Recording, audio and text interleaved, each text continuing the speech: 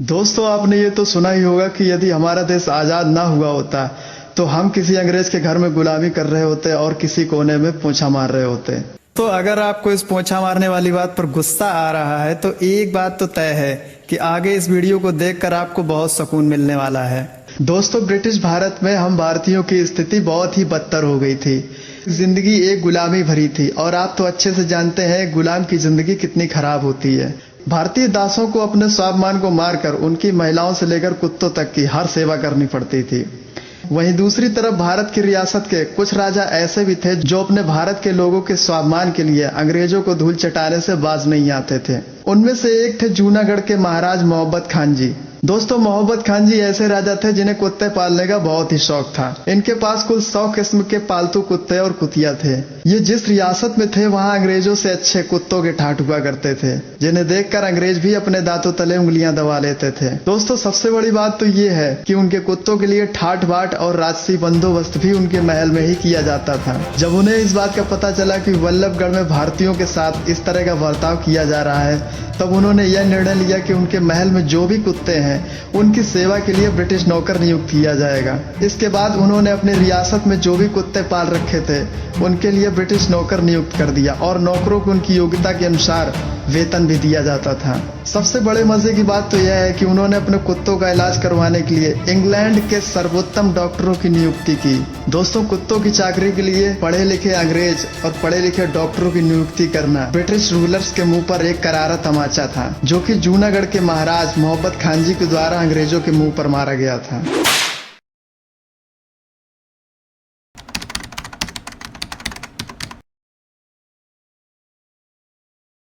British Bharat के गुलाम होने की वजह से भारतीयों की छवि इंग्लैंड में भी गरीब और बदबूदार लोगों के जैसी ही थी। इसलिए इंग्लैंड में भारतीयों को बहुत ही गिरी नजर से देखा जाता था। चलिए आपको बताते हैं कि किस प्रकार से अलवर के राजा जयसिंह ने अंग्रेजों को धूल चटाई। महाराजा जयसिंह ने कुछ ऐसा किया कि अंग्रेजों के द्वारा भारतीयों को इस नजरिए से देखने का बहुत बड़ा खामियाजा अंग्रेजों को भुगतना पड़ा। महाराजा जयसिंह भारत के बहुत ही प्रतिष्ठित और अमीर राजाओं में से एक थे, लेकिन उन्हें दिखावा करना बिल्कुल भी पसंद नहीं था। इसलिए वे जब कभी इंग्लैंड जाते तो वहां एक आम व्यक्ति की तरह ही रहा करते थे। दोस्तों, एक बार यूं ही इंग्लैंड के ग्रैंड स्ट्रीट में घूमते हुए वे रोल्स रॉयस के शोरूम में दाखिल हो गए। दोस्तों, मैं आपको बता दूं कि रोल्स रॉयस उस समय की लग्जरी कार बनाने वाली सबसे बड़ी कंपनी थी। इस प्रकार से जब अलवर के महाराजा जयसिंह रोल्स रॉयस कार के शोरूम में दाखिल हो गए तो वहां उन्होंने एक से बढ़कर एक कारें देखी। वहां पर कुल 6 कारें थीं और सभी लग्जरी थीं। महाराजा जयसिंह ने पास खड़े सेल्समैन से कार की कीमत पूछी। इसके बाद जब शोरूम का मालिक ने देखा तो उसने कहा कि इस कार को खरीदने की तुम्हारी औकात नहीं है, यहाँ से चले जाओ। इस बात से महाराजा जयसिंह को बहुत बुरा लगा और उन्होंने उस अंग्रेज को धूल चटाने का ठान लिया। इसके बाद राजा जयसिंह ने अपने एक आदमी से शोरूम के मालिक को फोन करवाकर यह कहा कि महाराजा जयसिंह रोल्स रॉयस के शोरूम में आ रहे हैं। इसके बाद महाराजा जयसिंह ने वहाँ की सभी 6 कारों को खरीद कर भारत भिजवा दिया। महाराजा जयसिंह जब भारत आए तो उन्होंने सभी कारों को अलवर की नगर निगम को साफ सफाई और कूड़ा इकट्ठा करने के लिए सौंप दिया। इस प्रकार से भारत में दुनिया की सबसे महंगी कारों से कूड़ा ढोया जाने लगा। जब लोगों को इस बात का पता चला तो उन्हें यह बताने में भी शर्म आने लगी कि उनके पास रोल्स रॉयस कारें हैं, क्योंकि जो कार अमीरी के स्तर की पहचान हुआ करती थी अब उसमें कचरा इकट्ठा किया जा रहा था। इस तरह रोल्स रॉयस कंपनी की धज्जियां उड़ गई और रातों रात कंपनी की बैंड बज गई। एशिया और यूरोप के जो लोग अपने पास रोल्स रॉयस कार होने का दावा करते थे तो लोग उन पर हंसते थे और ये कहते थे कि क्या ये वही कार है जिसका प्रयोग भारत में कचरा उठाने के लिए किया जा रहा है। तो दोस्तों, चलिए बात करते हैं महाराजा गंगा सिंह की। महाराजा गंगा सिंह बीकानेर रियासत के राजपूत राजा थे।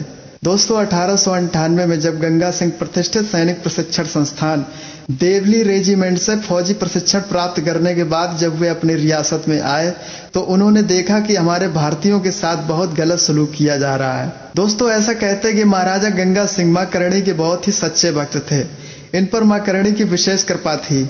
इस महाराजा का कद अंग्रेजों के सामने काफी बड़ा था। इनकी प्रजा इनकी उपमा शेर से किया करती थी।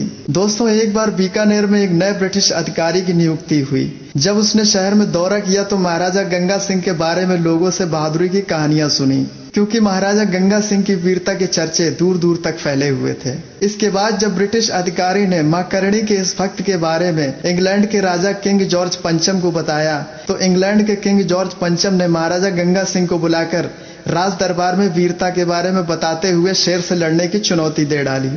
अब भैया महाराज गंगा सिंह ठहरे राजपूत, तो उन्होंने चुनौती को सहजता से स्वीकार कर लिया। इसके बाद किंग जॉर्ज पंचम ने महाराजा गंगा सिंह को शेर के पिंजड़े में छोड़ दिया।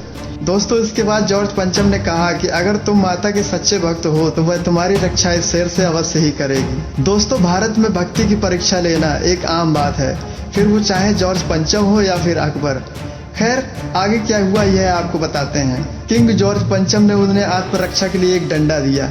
इस प्रकार से महाराजा गंगा सिंह ने मां करणी को याद किया और ऐसा कहा जाता है कि मां करणी की कृपा से डंडा एक तलवार में बदल गया। इस प्रकार से महाराजा गंगा सिंह ने उस तलवार से शेर को चीर डाला। दोस्तों, यह दृश्य को देखकर राज दरबार में उपस्थित सभी लोग हैरान रह गए और मां करणी और राजपूत महाराजा गंगा सिंह की जय जयकार करने लगे।